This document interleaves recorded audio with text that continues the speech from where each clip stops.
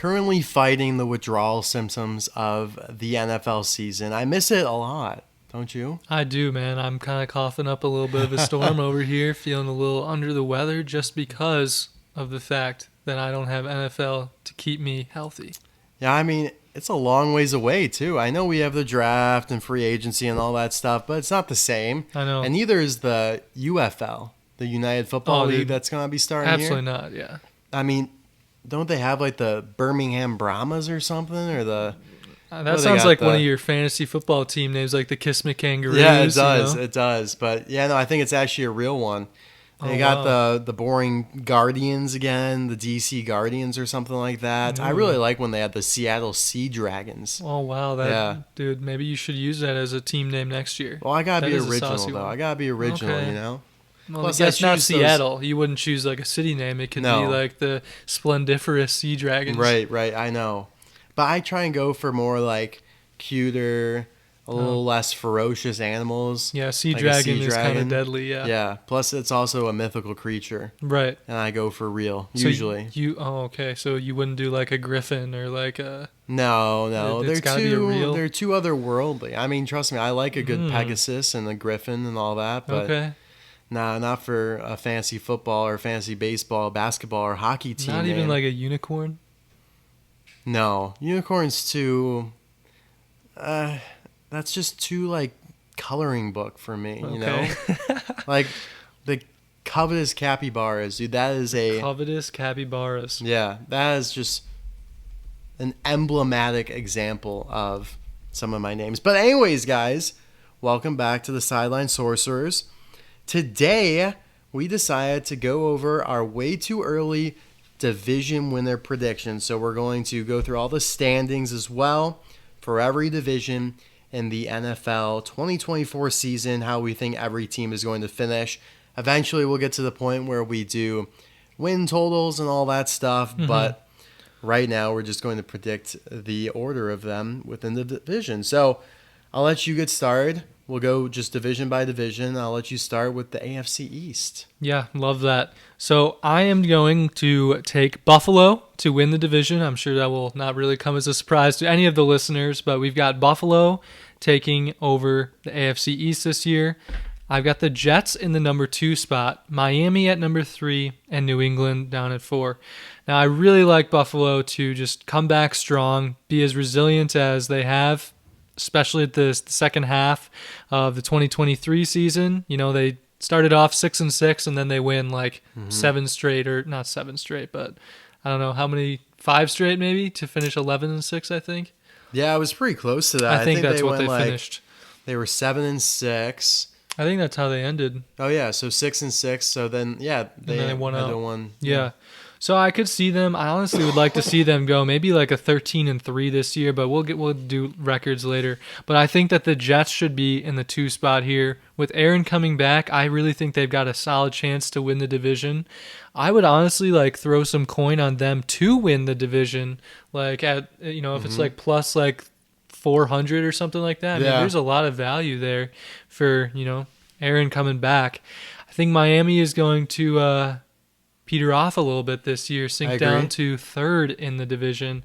I still think they'll be a solid team. It feels more like a 9-8 kind of year, though. For sure. Like I think they'd probably end up missing the playoffs at 9-8. And then finally closing it off, I've got New England at last. I think that they've got too many problems there. Just will not be fixed within, a single season. Belichick's gone. They've just got quarterback problems, just too much to figure out in one season. So I've got them bringing up the rear.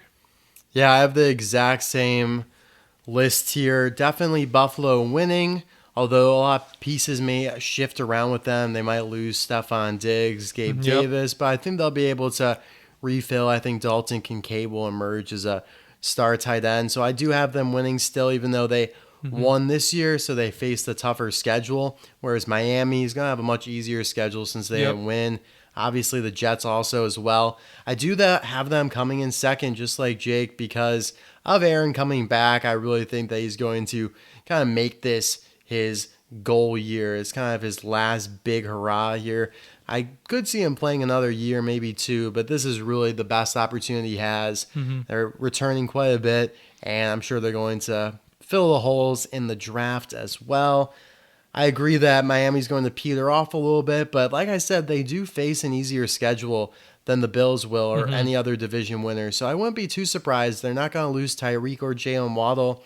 So who knows with them, but I also wouldn't be surprised if Tua faces an injury. I mean, he just went a whole year without getting injured. So I feel like the law of averages might kick back in and he could have another issue. Yeah. And yeah, New England could end up being one of the worst teams in the league. I agree. They probably will draft a quarterback, maybe, trade for a veteran, but I think their best course of action is drafting somebody. It's kind of a rebuild season for them. Oh, for sure, yeah. And they won't be able to turn around as fast as the Texans did. Yeah. And I also just don't like their head coaching hire. I think that they are going to be a lot of the same of what we're used to because it was an internal hire and they're not going out to get a new perspective or anything like that. So I think it could be a little bit of a rough year for the Patriots. Yeah, I mean, they don't even really have a whole lot of talent elsewhere. I mean, I don't like their running back and Ramondre Stevenson. He was out anyways for a good chunk of the year. And Zeke, I don't know if he's too old. He's washed kind of at this point. And they have so many problems. Yeah, their wide receiver talents aren't great. So, yeah, I agree. They could definitely be 30, 31, or 32 in terms of their ranking in 2024. Could be just as bad as it was this year, or maybe even worse. Yeah, I agree with that. Bringing it on over to the AFC West now, I'm going to make a very bold statement here and say that the Chargers are going to go from last to first, and they are going to win their division, beating out the previous Super Bowl champs, Kansas City. I think that their new coaching is just going to be fantastic for them, and they've already got the talent there. I mean, Justin Herbert, still a great talent, and they've got Keenan Allen. Hopefully Mike Williams should come back and be healthy after that ACL tear. And I think they're probably going to consider moving around Austin Eckler a little bit. But I think he'll be gone. Yeah. I'm sure that they will still get other talent, though. There's still a talented roster that really suffered this year under some poor coaching. So I think bringing in Harbaugh will be really good for them, and they could have a change kind of like Houston did, going from last to first in their division. I know it's kind of a bold claim since Kansas City's in that division, but I do still have Kansas City finishing second here in their division. Kind of surprising for them to, I think they'll make the playoffs and be in a wild card spot, as crazy as that sounds. Yeah, I mean, still an elite talent, but I think that they kind of had some weaknesses, evidenced in some of their games. I mean, they couldn't really stop the run all that well. That was kind of a problem that they faced. Christian McCaffrey ran more against them in the Super Bowl. I really think that 49ers had a better chance to win that game. For sure. Yeah. Then I've got 3 and 4. It was kind of a little bit of a toss-up for me, but I have Denver third and Las Vegas fourth. I really don't think either of these teams are going to be all that great next year. 9 and 8 for Vegas this year feels like too much to me. I don't even think they'll have a winning record next year. Not at all. I honestly could see them being like a 6-win team. Denver's still got some other stuff to sort out because now Russ is going to be gone. Right. So, yeah, I mean, I'm sure they're going to – I don't know if they're going to draft a quarterback or they're going to trade for one, but I think they'll have a little bit of an edge up over the Raiders. But I still don't think that either team will be all that great. Yeah, I agree on both of those last ones for sure. As much as I would like to see the Chargers win the division finally, I'm going to remain with the Chiefs. I think they've won it for like nearly 10 years straight. Yeah.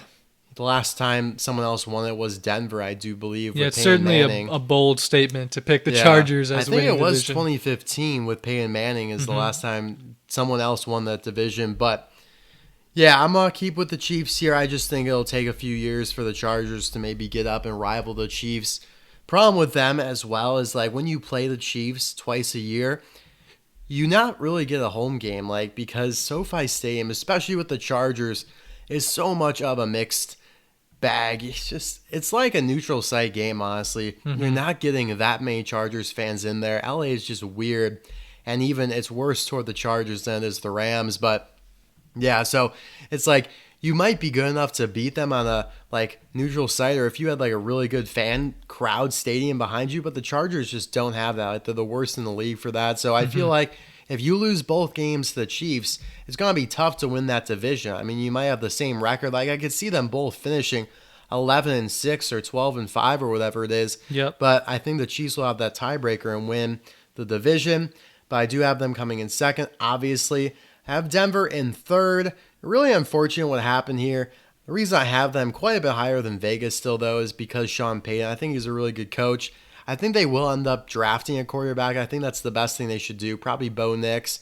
Also, wouldn't be too surprised if they maybe try and trade for like a Ryan Tannehill. But to be honest, I think it's time to just kind of start anew. And Sean Payton wants to craft his own guy and not try and work with a veteran.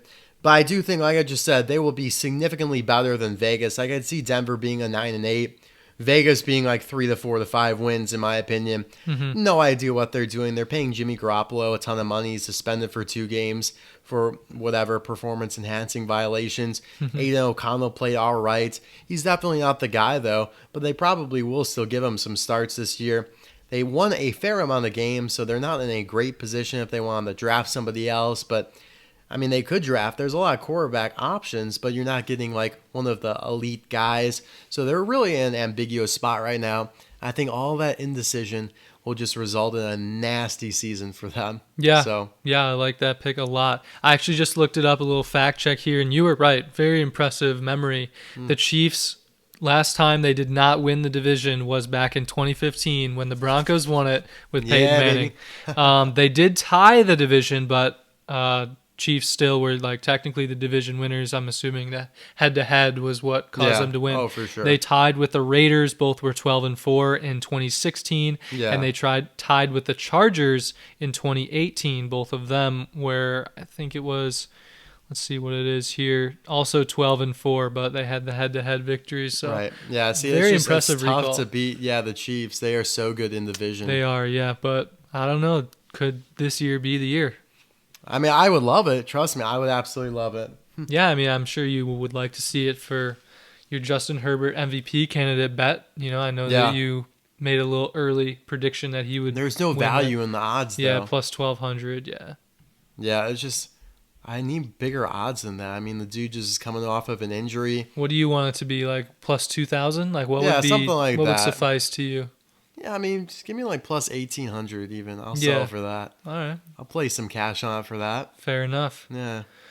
All right, heading on over to the AFC North here. Looks like we've got the same order again, not to spoil it, but I've got Cincinnati taking over the division from Baltimore. So Cincinnati at 1, Baltimore at 2, Cleveland at 3, and Pittsburgh at 4. I think this is really going to be a bounce back year for Joe Burrow with Cincinnati. I think that they're going to honestly make a Super Bowl run here. I think they got a real shot at it. They just started off last season so slow because of Burrow's injury that he was battling the whole time in that calf, and it just got them off to a rocky start. And then when he got injured more significantly in the middle of the season, it just kind of ruined their chances of the playoffs or getting anything done. And so Baltimore just ran away with the division. This is going to be a bounce back year for Bengals, and they're going to win this division. Second, I've still got Baltimore. Think they're a really solid team. I just think that they're going to falter a little bit this time around, as it seems like people kind of figured them out like towards the end of the season. You know, I mean, they lost in the playoffs there against a team that I really thought that, you know, I thought that they should have won that game. I mean, I picked Baltimore to win that game. Against the Chiefs? Yeah, against the Chiefs. Me too. Yeah, I mean, we both thought Baltimore was going to win. They had the better defense, and, you know, their offense looked more consistent throughout the year, I think, than the Chiefs' offense did. And, I agree, yeah, 100%. Yeah, and so, I don't know. I think that whatever the team saw in that game, if they're watching the film of the Baltimore-Kansas City game, like, teams are going to catch on. Just do what the Chiefs did. Yeah, exactly, and that they will kind of expose Baltimore a little bit, and they're going to lose a few more games this season. I do think they did some stupid things in that game to shoot themselves in the foot. Like, they didn't run the ball hardly at all outside of Lamar scrambling around. And also that just dumb Isaiah Likely play. That just sticks in my mind where he's like, oh, for sure, I'm open. He's got 3 guys on him. Yeah. And Lamar then makes it even worse by throwing him the ball.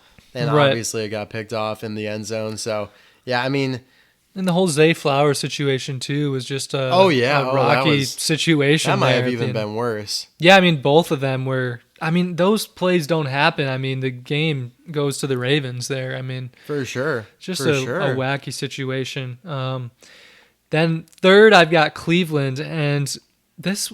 I mean, I really liked Cleveland's team this year. They had such a phenomenal defense, but round one of the playoffs, they get pounced on by Houston. I mean, they just got decimated. Their on-the-road defense was so bad compared to their at-home defense. It was like two different teams. Mm-hmm. But Yeah, I don't know I'm where with that you. comes from. I don't know. That is just, again, the crowd. I mean, Mm-hmm. having that home field advantage is so huge in any sport, any Right. game. Yeah. So now, do you think that Joe Flacco is going to remain as the Cleveland QB here, or are they going to try and enlist someone else, trade or draft, or what do you think? They're paying Deshaun Watson too much money for there to be any other option than him. Oh, I think geez, Deshaun really? Watson is 100% the week one starter for Oh the God, well, Browns. dude, I don't like that at all. Man, I honestly I would have put the team a little bit have like a winning record, I think, but miss the playoffs if Joe Flacco was still going to be at the helm. But I Yeah. would say that they're going to have a losing record if Watson is leading the team next year. Yeah, I mean, it's just hard to get behind a guy like that coming off all these injuries. He seemed like Yeah. he got injured every other game. That being said, he did win 5 of his 6 starts last season.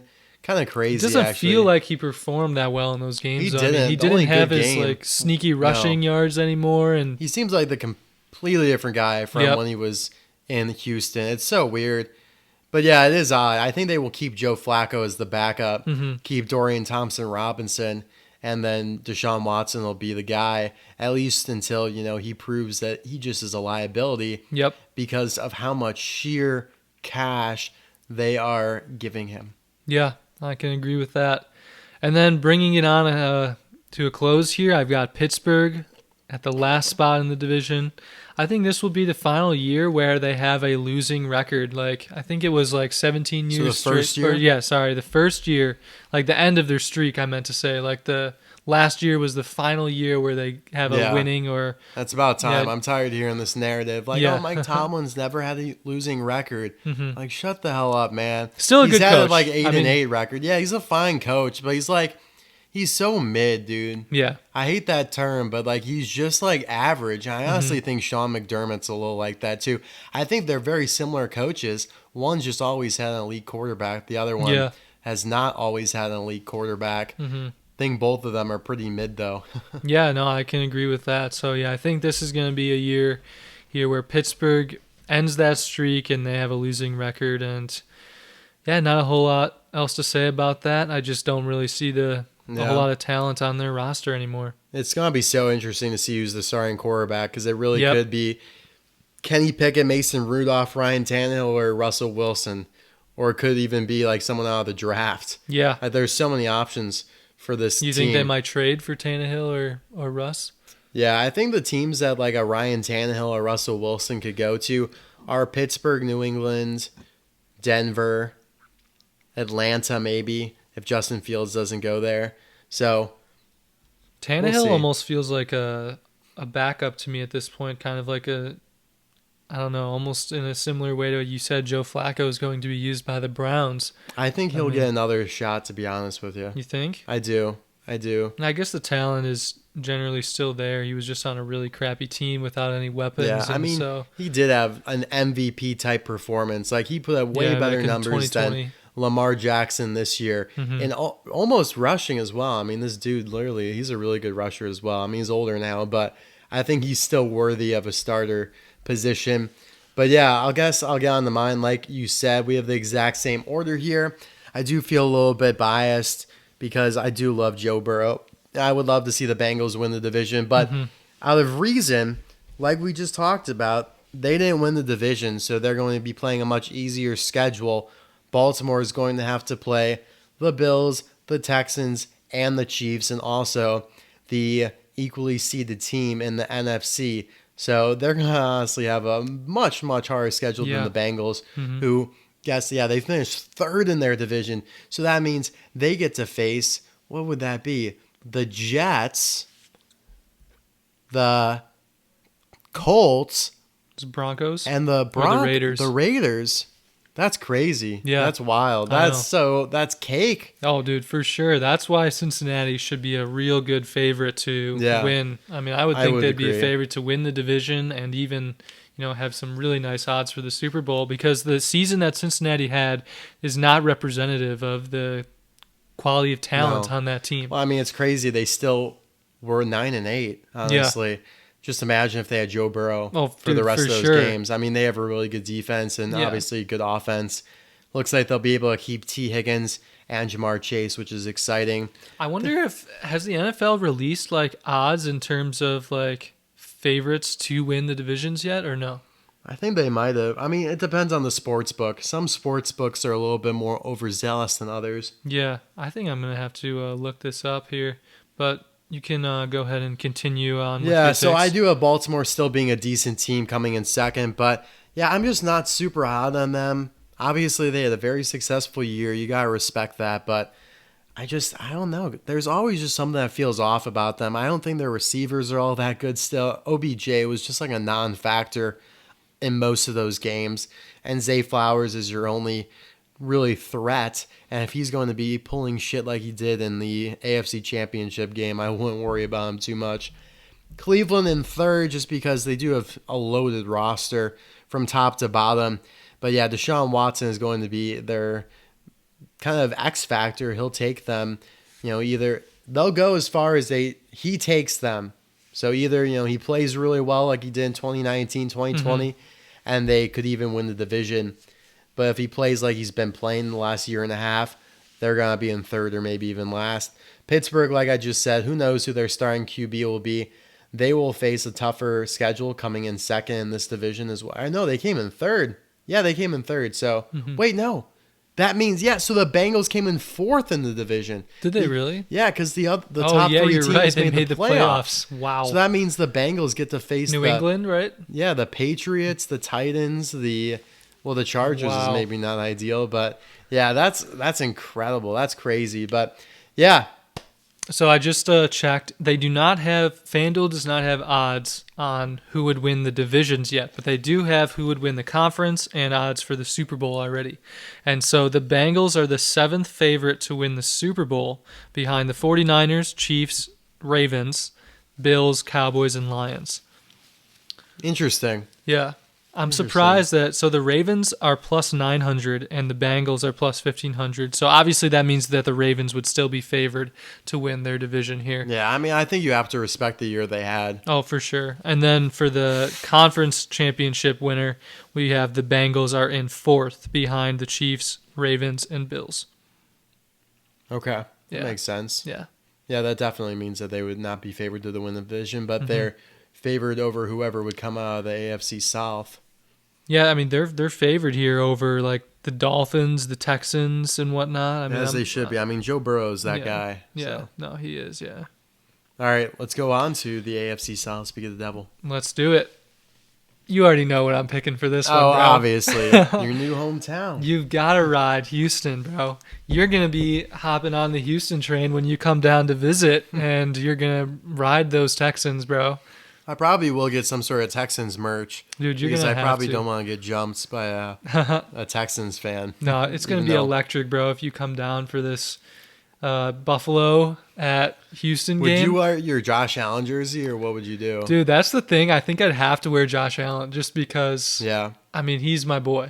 It'd probably be best then if I wore a Texans thing to kind of level us out a little bit. Yeah. I like that. But yeah, I'm taking Houston to win their division here. Really loved what I saw out of them this whole year, turning their entire organization around in 1 year from tied for last in the league to literally playoff caliber team who doesn't even lose in the first round. They win their first game.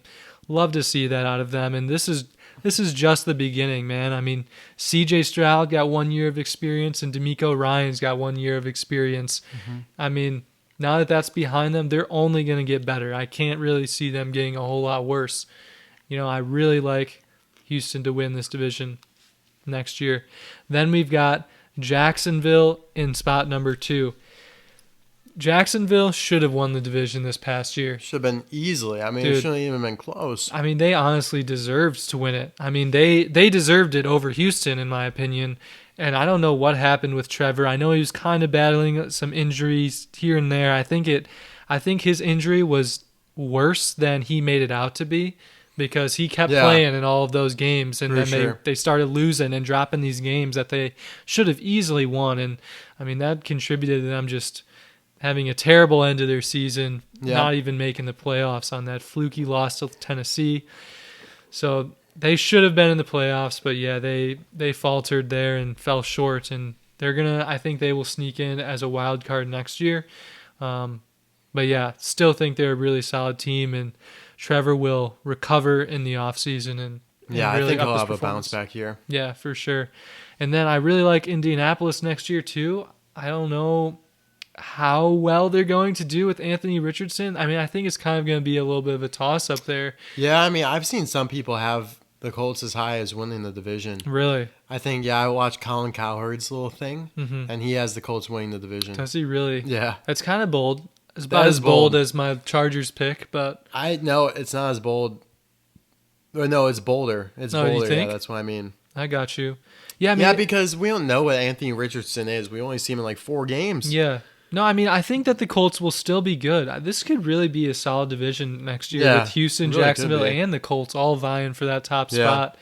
I don't know. You could even see a finish like you did this year, where Jackson or just one of the teams loses it in the last week of the season, just because of the talent that they've got at the top of the division. But I think Tennessee is undeniably who I've got at the 4th spot here. I mean, I really can't see them doing anything. New head coach. Yeah, and Will Levis, I mean, I know that you wanted to give him more of a chance, but I did not like what I saw. I don't really care. I don't really love the guy, but he will get more chances. Like, he will be their week 1 starter. Yeah, but I think you pulled out the stat last week that he had 9 touchdowns in 8 games, and 4 of them were in his 8 first. touchdowns. So 50% of them were in his first game. That's just embarrassingly bad. Like 6 or 7 starts. Yeah. So I think they're probably going to try and draft a wide receiver or something here, because it's going to be tough. They have to. Yeah. I mean, they missed on that Traylon Burks. That guy was supposed to be much better than he ended up being. He's been terrible, and DeAndre Hopkins is just getting a little too old to be a star receiver anymore. Yeah. So yeah, what do you got for this one? I'm gonna stick with Jacksonville in first, because I think, pick. For all the reasons you just said, the injury to Trevor Lawrence really hurt them down the stretch. And it kind of reminded me when Baker Mayfield played hurt in that one season that ended up resulting in him getting traded away and Deshaun Watson coming aboard and all that. But I think Jacksonville will bounce back. Trevor will bounce back. Calvin Ridley, he might get bounced, though. I'm not really confident that. I think he's gone. He's a free agent, I believe, right? Yeah. Yeah, I think he'll get bounced out of there, especially after how pooey he was. Yep. Especially down the stretch. I mean, there was a couple. I mean, like I remember defending him a little early on, but he did not live up to what he was in Atlanta and all the hype surrounding him. That being said, though, I think they'll have enough. Christian Kirk will also be back, that they will be able to win this division. They'll also play an easier schedule. The Texans do worry me a little bit. Like you said, second year with experience, but also now second year, everyone kind of knows what you're about. You're not really surprising anybody at this point, when you certainly were this past year, being one of the worst teams in the league the year prior. And now you're beating the brakes off everybody. You know, you came in, beat the Steelers 30-10, I believe it was, in the regular season. Kind of sneak it up on some teams. So that won't happen this year, but they will still be good with C.J. Stroud. Indianapolis, I think, also will be pretty solid, but we just don't know with Anthony Richardson. He plays so kind of risky football, very injury prone. I just hope that he kind of cleans it up a little bit. Obviously, has to rely more on passing the ball. Yeah. Because a lot of what he generated was because of the rushing. I remember there was that one game where he barely had any, like, his completion percentage was horrible, but he like threw it just enough and ran it plenty to be very productive, and was, you know, good for the fantasy owners for those few weeks. But if Anthony got injured like this coming year, and they had to put Gardner Minshew back in, would you still keep them at the 3rd spot? Yeah, I probably would. Yeah, I definitely would. I don't see Tennessee doing anything. I mean, I don't mind their head coaching hire. I don't mind this one, unlike, you know, the Patriots one that I don't like at all, because it's an offensive-minded guy. It was an offensive coordinator of the Bengals. But Yeah, I don't believe in Will Levis. Derrick Henry will probably be gone. I just don't think they have the pieces to really do any damage in this division and really the AFC, which is the tougher conference as a whole. Right. So, yeah, that's where I have it. And, yeah, if Anthony Richardson gets injured again, it really screams Trey Lance to me and how for sure. someone who was drafted so early with very little college experience just based on projections of what they could be, and then they end up just having to get moved off of because they can't be relied on. I mean, it is crazy. Anthony Richardson really only had one full year of starting at Florida before he was drafted. And it's not like he was winning a ton of games in Florida. He was just putting up crazy productive numbers. And Trey Lance didn't even play at the highest level of college football. I mean, he was at the FCS level playing in North Dakota State. Yeah. So he never even competed with the best athletes of the world, like the Alabamas, the Notre Dames, the Michigans, Ohio States, etc. So Yeah. Do you think his play style is pretty similar to Cam Newton? Yeah, I don't think. Oh man, that's tough. Anthony Richardson, Cam Newton. Like they just like take hits from guys, they just like don't want to go down. That reminds me about the Cam Newton affair over the weekend. Did you see that? No, I didn't. He What got happens? jumped, dude. He had this like little camp going on that he was hosting, like a little Really? football youth camp. Yeah. And he like went in to break up a fight, and these guys like started attacking him, but Cam just like completely took care of him. Wait, like the kids in the camp were fighting? It's not like super young kids, they're like Okay. teenagers and whatnot, but like there was like a Yikes. skirmish. Excuse me, guys. I'm sorry. There was a skirmish. He went to break it up, and then it turned on him. Oh, jeez. You can watch the video online. It's kind of blurry and hard to see, but he handled his business quite well. I mean, he was able to like grab a guy and like keep him in a chokehold, Oh, my. and then like grab another guy with his other hand. It was kind of impressive, to be honest, for Cam Newton. But Cam Newton is an absolute freak of nature. I mean, so is Anthony Richardson. So yeah, I mean, they do seem pretty similar. Yeah. All right, heading on over to the NFC East here. I think this one I kept exactly the same as it finished this year. So I have Dallas at 1, Philly at 2, the Giants at 3, and Washington at 4. This one, I just feel like I don't really have a whole lot to say. This is going to be like another season where I think Dallas goes like 11-6. They have a solid year, not spectacular, not winning the NFC, but, they put up consistent numbers. And I think that Philadelphia demonstrated some weakness here, a lot of weakness at the end of the season. I'm not really sure what was going on with them. It seemed like they didn't want to, that their coach didn't have a whole lot of, I don't know, command or leadership over their team anymore. They're kind of rebelling a little bit. So I think that Philly is going to stay at the number 2 spot. And then 3 and 4, Giants and Washington. I really think both of these are just like kind of a toss-up. I got the Giants at 3 here. They could really go either way. Yeah, I really cannot see a situation where the Giants or Washington end up winning the 1 and 2 spot here. Yeah. I just don't see it happening. And yeah, I don't know. Just neither team really see going to be that great. Even if they make some offseason moves, I think they'll both miss the playoffs next year. Yeah, I totally agree there. The same team has not won this division back-to-back since like 2002. Wow. I don't think the Giants or the Commanders will be in any position to win this division. So by process of elimination, That the means it's Eagles have to win this division this upcoming year. Although I totally see where you're coming from with Dallas. I am going to go with the Eagles, though. I think they bring in a better offensive coordinator. I think Nick Sirianni realizes he almost got fired for going 11-5 or whatever it was and making the playoffs. He almost got fired for doing all that, so he realizes that if he has anything worse than that this year, his ass is gone, so he's going to be really coaching for his job. I just think they're too talented to not win this division this year. I think the last year was an anomaly. I mean, Jalen Hurts, A.J. Brown, Devontae Smith, DeAndre Swift. Now, some of those guys could move around. I could see a trade there, but they are still very talented. Jalen Hurts is still an elite QB, and I think the Cowboys will just kind of have a little bit of a regression here. I don't think they'll be as high-flying on offensive and defensive sides of the ball. I think they'll still be good. I think they'll still make the playoffs and all that, but I think their running back room is a little weak. I don't love Pollard when he did. I mean, they're paying CD. They're going to have to pay CD a ton of money. Yeah. And Dak is also making a ton of money. They're not going to have that much room for all these other guys that they want to pay. So I'm a little concerned about that. And yeah, they don't really have anybody outside CD Lamb and Jake Ferguson, I suppose. As for the Giants, I have them in third because they have higher upside. They have a better head coach than Dan Quinn, who is with the Commanders, I would say. And they will have Daniel Jones, an experienced quarterback, whereas Washington will most certainly be drafting somebody or sticking with Sam Howell, which I don't know. I mean, who knows what will happen there, but I just see that the Giants will be actually quite a bit better than the Commanders. Mm-hmm. Good stuff there, man. I don't know. There's not a whole lot to add about it. I feel like this is one of the few divisions that's just got like two really good teams and two not so good teams. Two pretty bad, yeah. Yeah, 100%. Moving on, we've got the NFC West here.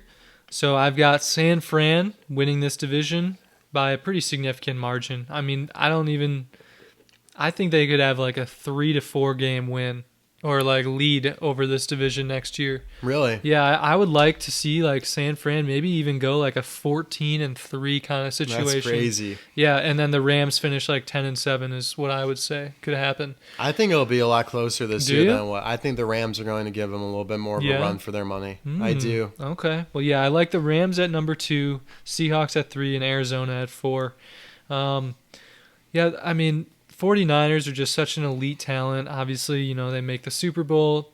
It just kind of feels to me like they had more talent than the Chiefs, like in terms of all of their skilled player positions. Yeah, I mean, they have got, incredible wide receiver action, best running back in the league, great tight end, and a really solid QB. And even that still wasn't enough to get past the Mahomes and Kelsey duo. Probably the best quarterback in NFL history and one of the best coaches in NFL history. So I still think that the 49ers will be dominant this coming year, and I don't know that they're even going to have their little 3 or 4 game losing streak that they had like in the middle of this season. I think they're going to really go off this year. I've got the Rams going on second here. Again, I think this could be like a 10-7 season for them. They feel like a solid team to me, especially now that they've got Puka, Kyron Williams, both people who had great seasons. They just don't feel like an elite team, I mean, I just think they're going to get better and better, to be honest. I really do like the Rams. I would buy into their stock here. Matt Stafford, obviously on the back end of his career, but he played phenomenally down the stretch. I think they might deal Cooper Kupp, but either way, if they don't, he'll be healthier and I think be more productive this upcoming year. Yeah. Puka's on this rookie deal. They're not paying him all that much. Kyron Williams, rookie deal, not paying him that much. They're going to have a bunch of picks in the draft to keep filling the gaps, probably more so on their defense.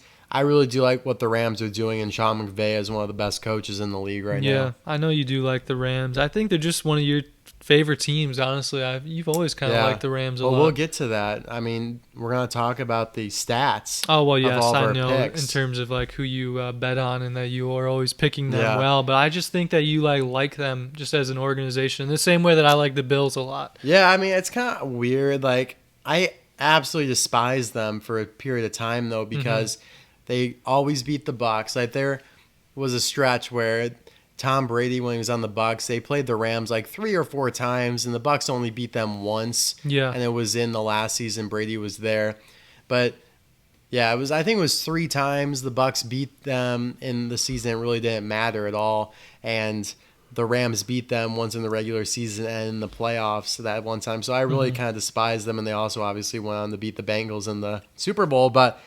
No, I really have nothing against them. Like, I like Matt Stafford quite a bit. So yeah, I got you. In the third spot, I've got Seattle here. This one was kind of a tough call for me because they've got a lot of work that's going to be happening over here in the offseason. I think they could be one of the worst teams in the league next year. I honestly would not put it past them. I could agree with that for sure. I mean, they don't have really an answer at QB right now. I'm not sure what their plan is. Both of their guys feel like really solid backups to me. Like Drew Lock and Geno Smith. Yeah, they definitely could be like some of the best backups in the league for sure. But so like they're not going to be the answer as a starter. So you either got to make an off-season trade here or draft someone, but even drafting someone, I don't know, could be a little bit risky for them. I think they could draft somebody and then just let Geno continue to start and let the new guy mentor him a little bit. I got you. And yeah, closing it out here, I've got Arizona at the end. Again, another team. Just Kyler Murray is like solid. He doesn't have a lot of talent around him, and so I think that's going to be where they struggle this year. I mean, I hardly even know any of the receivers on that team. Well, you will when they draft Marvin Harrison, number 2 overall, though. You think? Mm-hmm. I don't know about that. 100%. 100%. I think the Bears want him, bro. No, the Bears are getting Caleb Williams. That is probably likely. That's how I think it's going to shake out. I'm going to go with the Niners still in the lead here, but I think it'll be closer. I do think the Rams, like I said, will give them a run for their money. We just kind of talked about that. I like Stafford. I like McVay. I like what they're building. They were kind of in a rebuild the last year and a half, but they rebuilt quite quickly after the Super Bowl and kind of the depletion of talent after that. I do have Arizona coming in third. I think they will be significantly better this year. I really do honestly like Arizona's chances to maybe make the playoffs as a wild card this year. I think Kyler Murray's pretty good. He's underrated at this point. They're going to be playing an easier schedule. They're going to have weapons. James Conner, if he's still around, he's still a productive back. I think they add some guys in free agency and through the draft. They have a good high pick. And I think their head coach is actually not bad. I mean, he won some games this year that they were not supposed to win at all. Yep. Like the Eagles game, the Cowboys game. I mean, some of the teams that they beat. I mean, they even beat the Steelers. I mean, they beat more playoff teams than the Cowboys or the Dolphins combined I think it was. That is wacky. It is wacky. I think Seattle could be the worst team or one of them in the league, so I have them coming in last. I don't love their head coaching hire. So new head coach, maybe a new quarterback. Definitely not a wonderful quarterback situation. They might be getting rid of Tyler Lockett. Who knows what's going on there? They do still have Kenneth Walker on a nice deal, though. But I don't really love what they got going on. Yeah, no, I mean, I can agree with that. They really have a lot of changes that feel like they're going to be happening in the offseason, and it could be just a little bit difficult for them to just kind of coalesce and converge into a productive team next year. For sure. Bringing it on over to the NFC North here, our Homer division. I've got Green Bay in the 1 spot here. I think they're going to be one of the best teams in the NFC. I think aside from San Fran, I actually think that I would pick them to be the number 2 seed in the league next year. Wow. Like a 13-3 season out of Green Bay with Jordan Love at the helm. Yeah, I mean, I agree. Unfortunately, I really would hate to see it. I hate the Packers, but it just seems that way after how they finished this past season. Yeah, I mean, they just were electric, taking down the Cowboys in incredible fashion, just an absolute flurry of touchdowns, bro. They went nuts there. And Jordan Love, he really might be that guy. I think we got to revise our statements from earlier in the season when we said that he wasn't the answer. I think it just took him a few weeks to really come out of that shell. And it was just weird because he started pretty well against the Bears and the Falcons, and then just had some horrible weeks in between in the middle there. But it's just you can't dispute how well he played down the stretch. Yeah, and I mean, they were almost a team like Houston where they didn't feel like they had a whole lot of talent. Like their receivers aren't like anything special.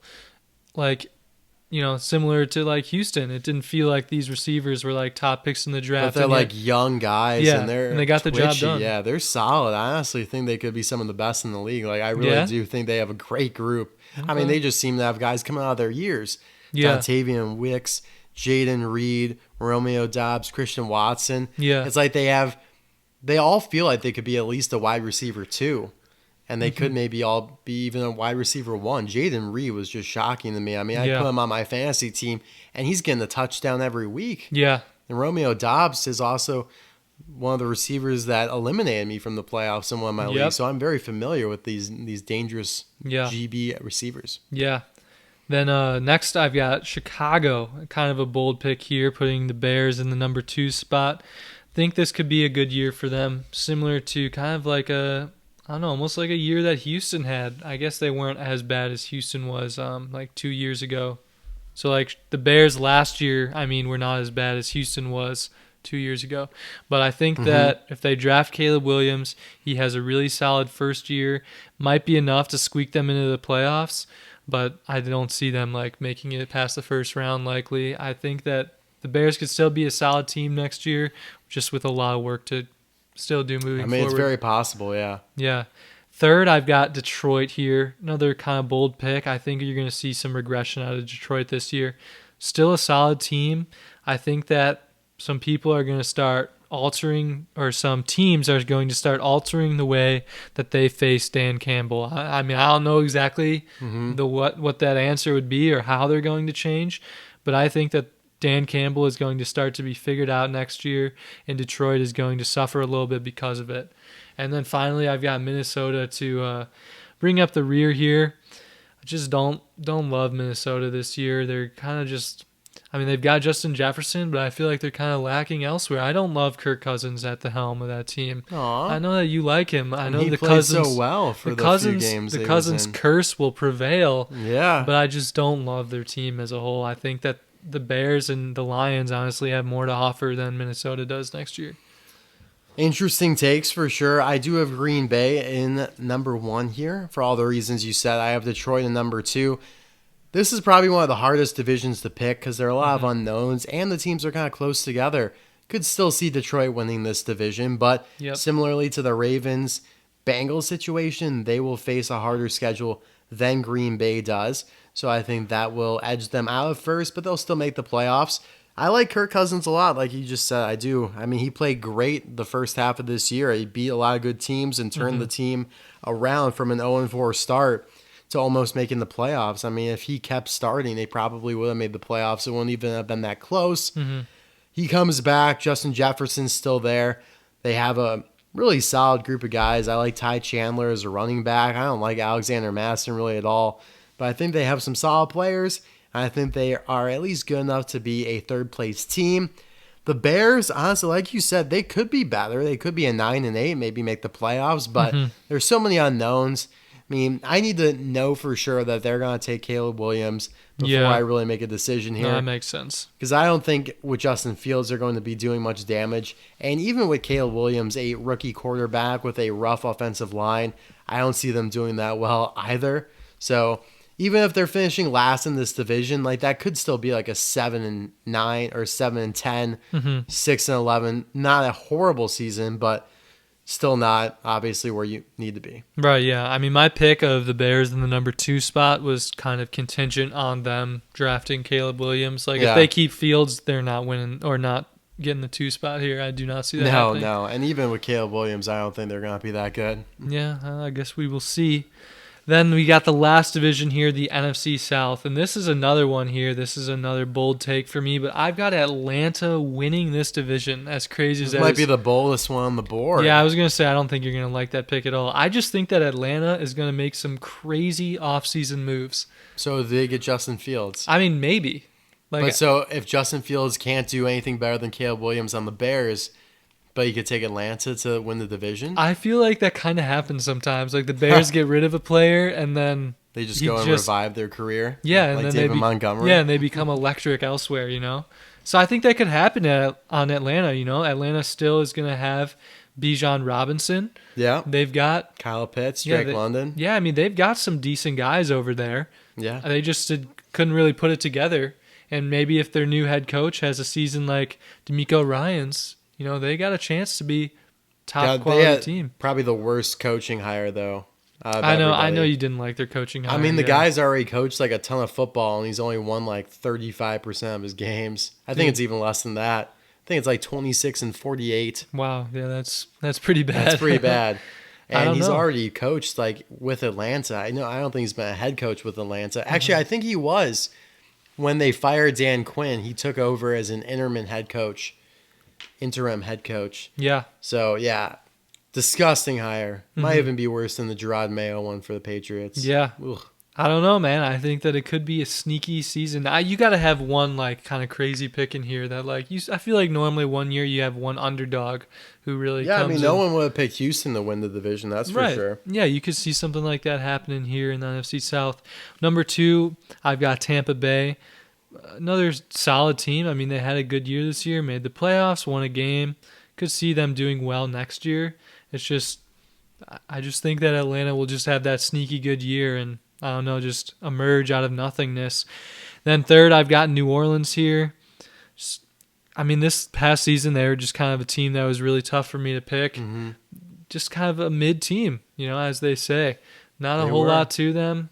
I don't really know what else to add about that one. And then finally, I've got Carolina. Do not see them, having much improvement. I mean, maybe like they'll get 2 more wins this year than they did they win a last few year. more games, yeah. Yeah, maybe just a couple, but like they're not even going to be anywhere close to, I don't know, being in it. I mean, I think Atlanta, Tampa Bay, New Orleans will kind of be. This will be like a similar fashion to the Houston, Jacksonville, Indianapolis trio of them 3 like musketeers fighting for the win of the division in the same way that it was this past year. I think that will happen again next year. Yeah, I don't think this division will be that good. I think, again, it'll be one of the worst in the league. Yeah, definitely a poor division, but I think that the top spots will be in a similar sort of contention the way they were this year. I do like New Orleans quite a bit to win the division, though. I think everyone's counting him out, but Derek Carr, second year, Chris Olave, Kamara, Dennis Allen coaching for his job. He probably will never get another head coaching offer if he has a bad season and gets fired this upcoming year. He might get fired mid-season like Brandon Staley. It's possible.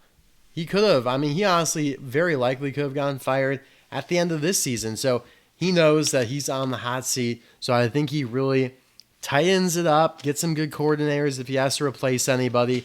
I do like Derek Carr more than most people. So I think they win. I mean, they really only lost it by a tiebreaker. They had the same record as the Buccaneers. Let's remember that. They had the same record as the Packers that made it all to the divisional round. So they kind of got screwed. Let's not forget that. They had some really close games that they blew as well. I mean, if they don't miss a 46-yard field goal to the Packers, they would have made the playoffs. So I think everyone's just kind of sleeping on them, but they caught some bad breaks. Yeah. Tampa Bay, I don't even feel good about them being in second because even though they probably will re-sign Baker Mayfield, Mike Evans will probably be gone. They will still have Chris Godwin, Rashad White, but there's some definitely unknowns with this team. I don't love their head coach, but he ain't too bad. It's just the division is so bad, they have to be at second for me. Yeah, it's just a hard division to pick with the little like differences between these bad teams. Yeah, and Atlanta, I don't think will be very good. If they do get Justin Fields, I think they'll be more exciting than they were with Desmond Ridder. New head coach, but like I just said, I think it's a very poor coaching decision. I really, really can't stand that hire at all.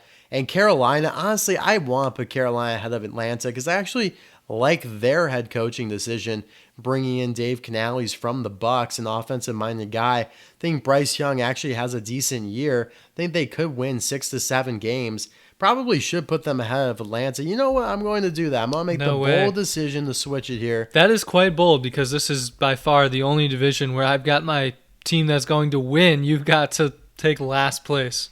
That is pretty crazy. I just think Carolina will be much improved with an offensive-minded head coach. That's exactly what Bryce Young needs as a young quarterback. Yeah. I think Bryce Young could have a good year, like I just said. So there we have it. Those are all the divisions. Those are our way too early predictions. Let's get into some best bets review / recap action.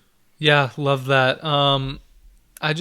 We'll just start with the positive here that the Magic Conch got another one right. Alabama at Kentucky. They're on the roll. Dude, Conch said to go over 176.5. You could have gone over 210. Yeah. At like plus. That game was crazy. I mean, I think Kentucky was at like, oh man, what were they at? Like 80 points with like 11 minutes to go. They could have scored like 130 points if they really wanted to. I mean, just a crazy game there, bro. And the Conch saw it all beforehand, bro. This thing has incredible prescience. I love it.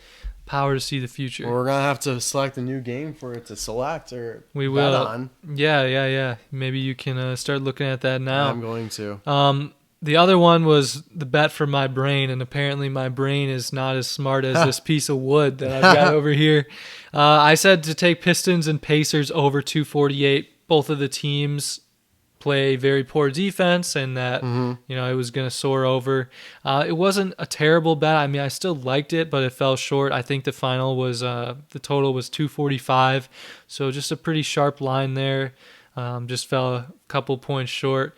A little bit upsetting to me, but it is what it is. I'm more excited that the Conch is now up to... We're reviving the Conch. Yeah, dude, the Conch is up to 4-4 and 2-0 in its basketball picks.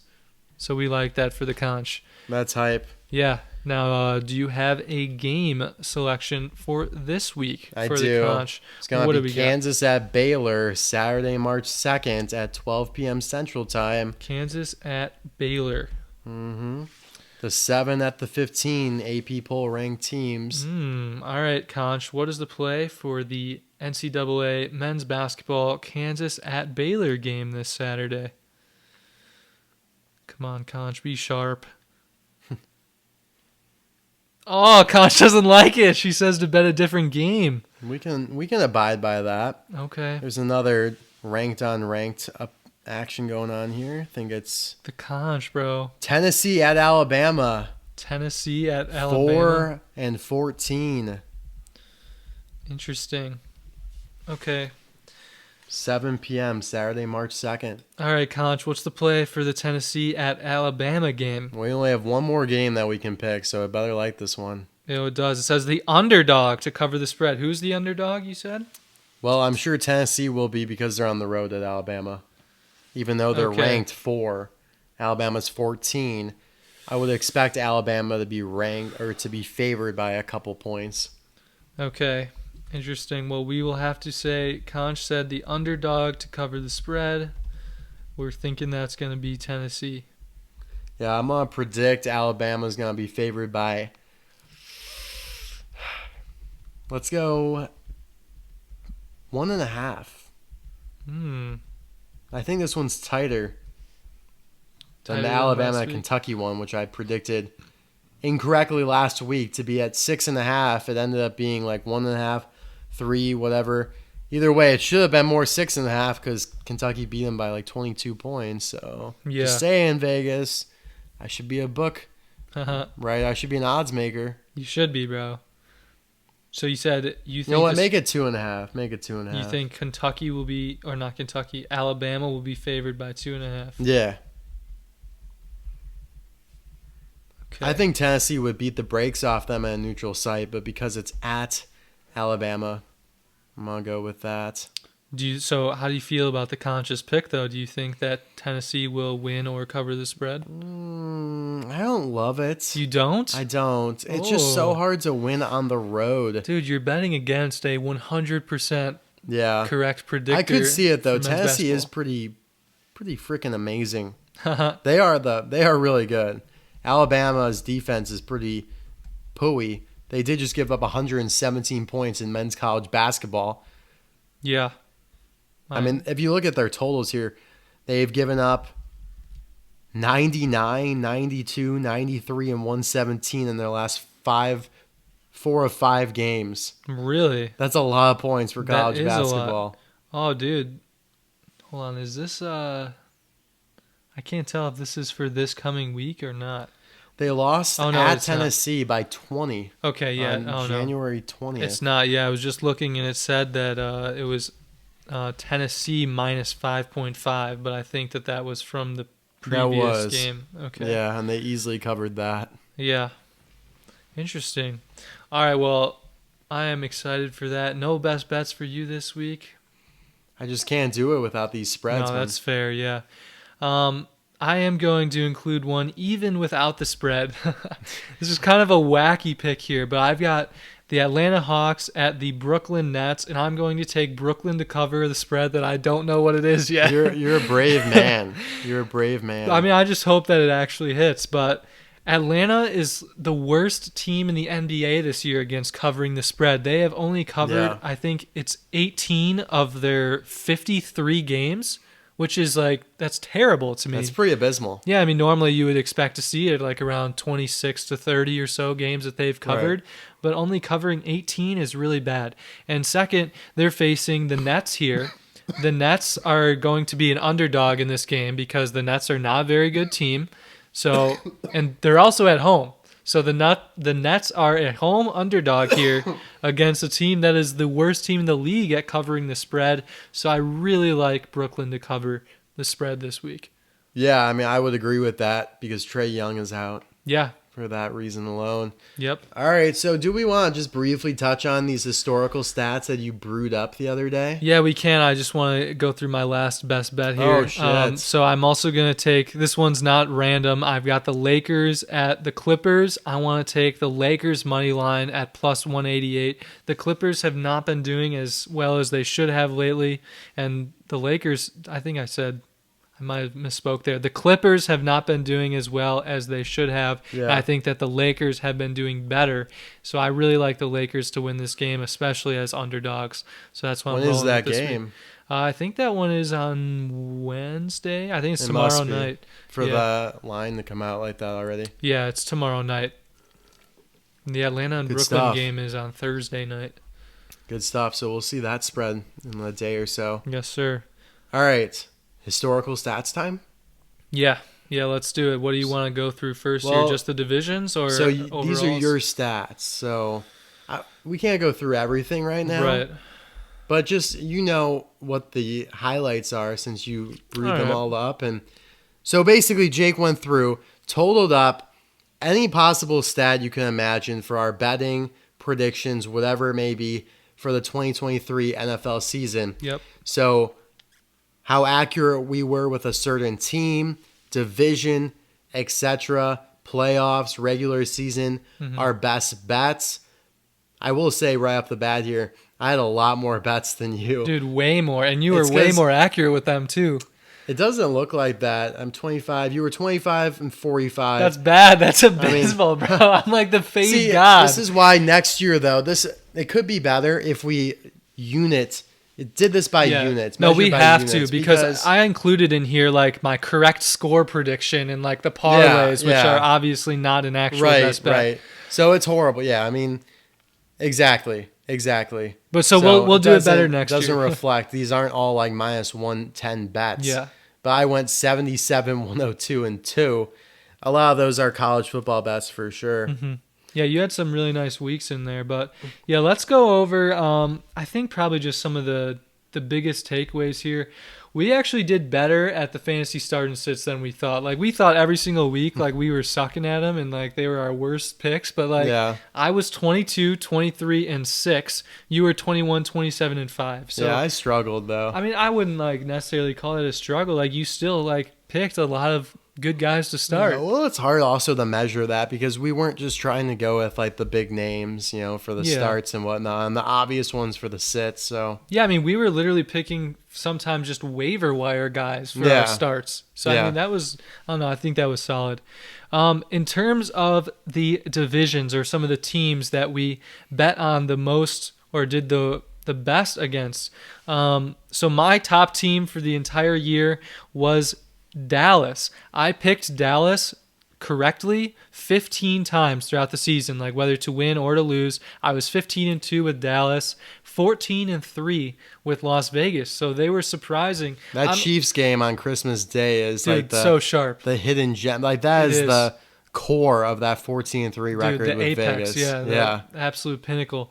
Yeah, I mean, I honestly consider that to be like one of the most impressive stats on here because they were like either 8-9 or a 9-8 team. So the fact that I predicted them, I think they were 7-10. Oh, were they really? Yeah. Well, yeah. So like 14 times I correctly predicted them to either win or lose, and like Dallas is a little bit easier to pick. Like they're going to be winning more consistently. Yeah, so sure, it's just like like we picked Dallas to win, but Vegas is like that's a solid one to have. Similar way to you.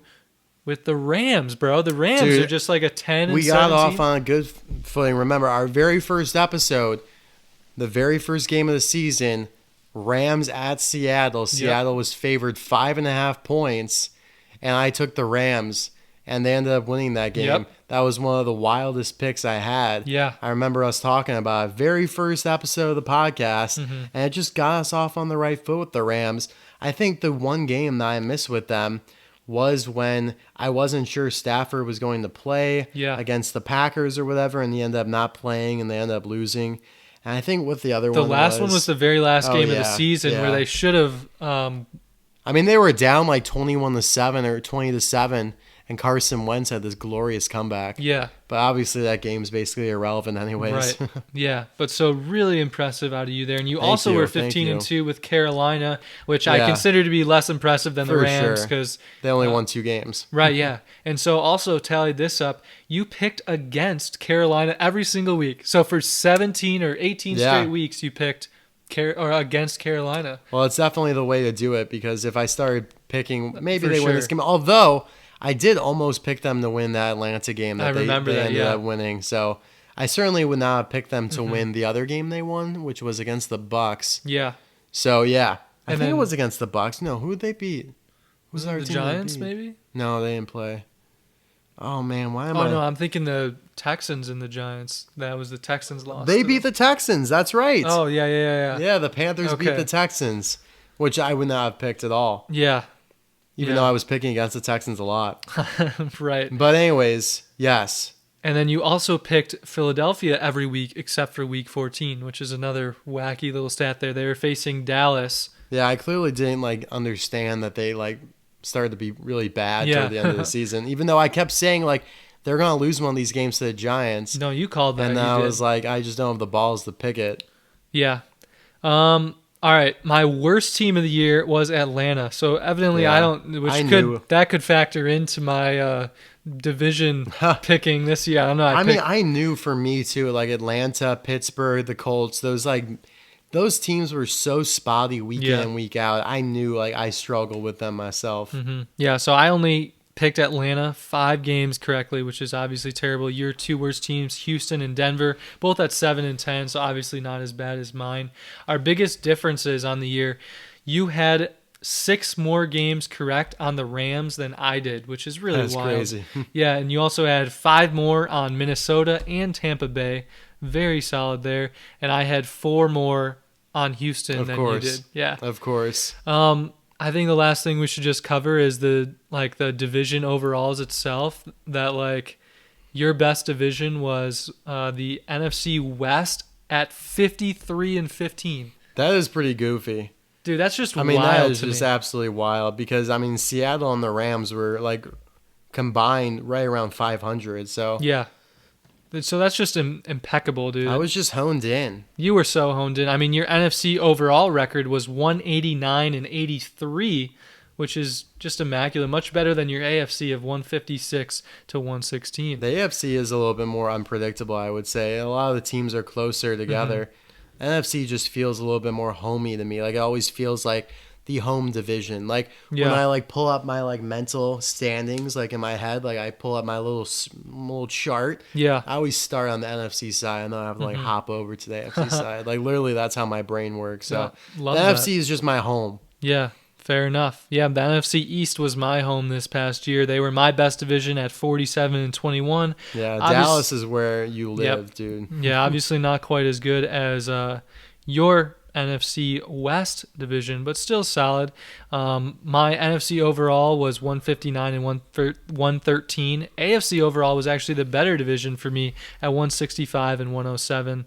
And then last thing to say, neither of us had a single losing division. I had a couple 34-34s, but no one You're like had Mike a losing Tomlin. division. Yeah, exactly. So good stuff all around there. The Bengals kind of spanked you a little bit. They did, yeah. Bengals and Minnesota were tough teams for me to pick. Yeah, with Minnesota it was tough with all the quarterbacks switching in and out. That was definitely difficult to pick. Yeah, I kind of picked it up towards the end of the year. They were my worst team for a while. They were worse than Atlanta for me because I only had 3 wins on Minnesota through week 14, I think. Holy shit. 3-11? Yeah, I was 3-11, and then I picked them correctly for the last 3 weeks of the season. Wow. Yeah. That's crazy. Yeah. Yeah, the Vikings, they had 4 different starting quarterbacks, so we'll give you a pass on that one for thanks, sure. dude. Appreciate that. So there we have it, guys. Just absolute sorcerers of stats over here. Yeah, dude. Definitely the alliteration I love can that. run wild. Yeah. So we'll be back next week with some more action as per usual. We'll figure out something to do.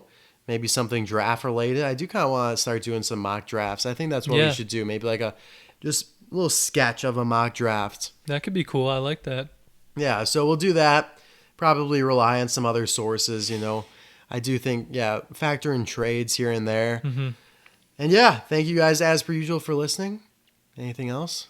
No, dude, just keep staying enchanted. We love when you guys stay enchanted. Stay enchanted despite it being, the dead of winter and the NFL season being long, long away. Yeah, well, in 6 months, dude, it's going to be electric. Yeah, at least we have baseball, though. Oh, yeah. I watched this guy in the spring training game scorpion kick a ball, like, deep. Scorpion kick it? Yeah, so, like, just imagine, like, he dives. And when you kind of dive, your like legs come up in the back. Yeah. And so like he like dived for the ball and he miscalculated it so poorly that he was that far ahead of the ball. So the ball like bounces and then hits his shoe. Yeah. And it flings like 20 feet more into the outfield, thus resulting in the park home run. That is so wacky. I mean, it was abysmal. Yeah, the dude didn't even know what happened. I mean, he's like laying on the ground. He's like, he's just absolutely slack-jawed, bro. He was. So I'm excited for baseball, at least. Yeah, we'll get some good games in there, and March Madness coming up here soon, too. Yeah, I'm excited for that, although I feel like I'm more into, like, the analytics and the stats and the bracket and all that shit, the bracketology type of for sure, games. bro. But, yeah, we'll get going on that. Thank you guys, as per usual. We'll see you next week.